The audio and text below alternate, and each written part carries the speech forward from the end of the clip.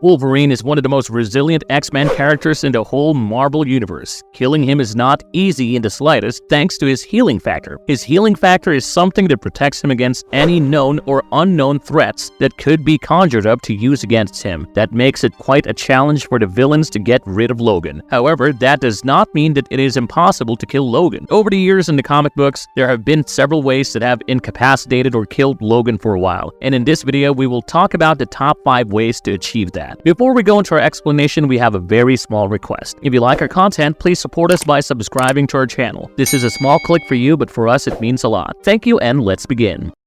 Wolverine can be killed with a Muramasa blade. The first on the list has to be the Muramasa blade, given that adamantium is the strongest metal present in the Marvel Universe. When you have something that can go toe-to-toe against it, that is a pretty big deal. The Muramasa blade was made by the legendary swordsmith Muramasa when Logan's Japanese wife Itsu was killed. Seeking vengeance for this unjust killing, Logan asked the swordsmith to make him a blade that would help him kill them all. Muramasa then created a sword with a part of Logan's soul and his blood. With his soul infused into the blade, any injury made by this katana slows down Logan's healing factor completely. We see Logan face off against the Muramasa blades twice. When his wayward son Daken had grown up hating Logan, found a piece of the blade and forged it into his claws to make himself unstoppable, the father and son duo faced off against one another and the battle ended with Logan breaking off the bonded claws from his son Daken and then burying those with the pieces of the blade in an unmarked grave of the Howlett estate. The second time Logan faced off against the Muramasa's sword was when he descended into Hell. There he had the opportunity to meet with the immortal sword maker Muramasa, crafting another one of his legendary Muramasa blade. This blade was being made for the wedding of the Hand and the Beast organization. Logan found out about the new Muramasa sword was a coincidence, but his opponent from Arako named Solemn had ventured down here specifically for a Muramasa blade. Soon enough, Logan and Solemn were fighting for their lives against the Hand and the Beast. That is when they learned that Muramasa had made twin blades. Solemn is a guy who has adamantium on his skin, and we see just how adamantium fares when slashed with a Muramasa blade across his chest. This realization led to Solemn offering Logan, the other user of adamantium, one of the twin blades for a price. While we do not get to know what price Logan paid for the Muramasa blade, we do see him return to Krakoa with it.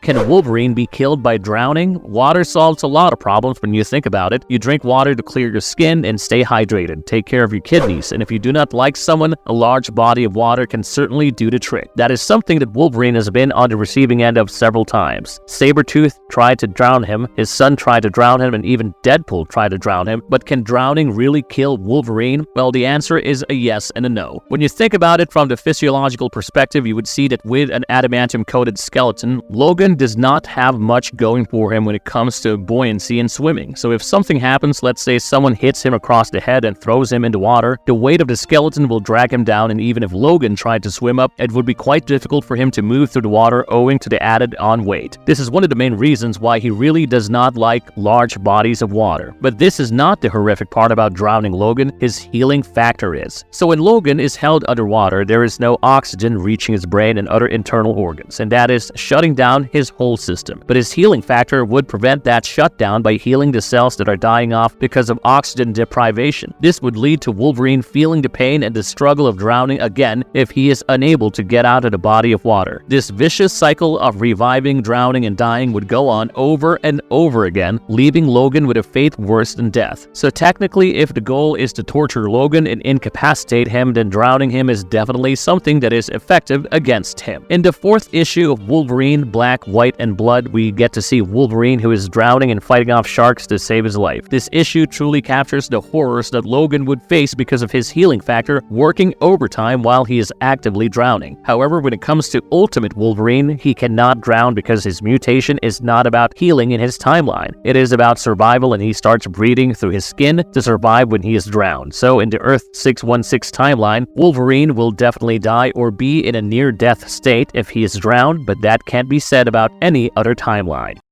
suffocating in his own adamantium. Adamantium and Wolverine go a long way back. I mean, can you possibly imagine Wolverine without his adamantium claws? Because I sure cannot. That is why killing Wolverine with adamantium is a bold move. It is gruesome, it is memorable, and it is a horrifying send-off to one of the most beloved mutants in the Marvel Universe. As the story goes in the story arc, aptly titled Death of Wolverine, we see Logan learning about Dr. Cornelius and his evil plan. For those of you who do not know, Dr. Abraham Cornelius was one of the scientists who were involved in the Weapon X program and played a critical and crucial role in coating Logan's skeleton with adamantium. So this scientist definitely knows his way around adamantium. Now, when it came to infusing Logan with adamantium, his bones were drilled into and there were small receptors made where liquid adamantium was pumped inside to coat his bones. Now, liquid adamantium stays liquid only for a couple of minutes, barely 10 minutes, so this is a fast process. In his evil plan, Dr. Cornelius decided that he wanted to make an army of obedient soldiers who would do his bidding. However, before he could actually start the process, Wolverine broke the vats of liquid adamantium. This led to him being covered completely in adamantium, and before he could be saved, the metal hardened around him, encasing him completely. This served as a death for Logan for quite a while, and he was later brought back by the mutant Persephone. So adamantium will actually kill Logan if he is not careful with it.